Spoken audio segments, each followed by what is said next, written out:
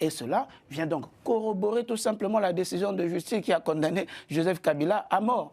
Ce qui est une preuve que la justice en RDC fait correctement son travail. Voilà. Une fois qu'on a dit tout cela... Lucien n'est pas très d'accord. Une fois, en tout cas sur ce point, elle ne s'est pas trompée.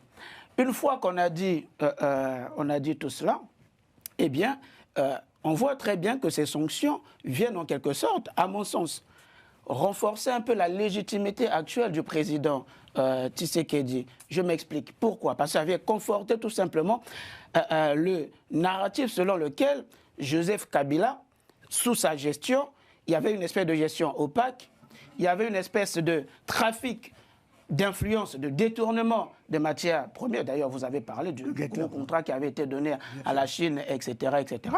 Donc, il y avait toutes ces pratiques-là. Et en réalité, toutes ces pratiques, Joseph Kabila était prévoyant. Les Américains le savaient depuis longtemps. Tout à fait. Mais ils le savaient parce qu'à ce moment-là, ça servait encore leurs intérêts. À ce moment-là. Quand ils parlent du contrat avec la Chine, le contrat avec la Chine, c'est concernant les minerais du Katanga. C'est pas toute la partie pourquoi est. Maintenant le sanctionnent? Ils savent très bien qui est. Pourquoi maintenant? C'est pour ça que je vous ai dit, ça vient légitimer ce que le président Tshisekedi a toujours dit. Alors qu'ils le font pour le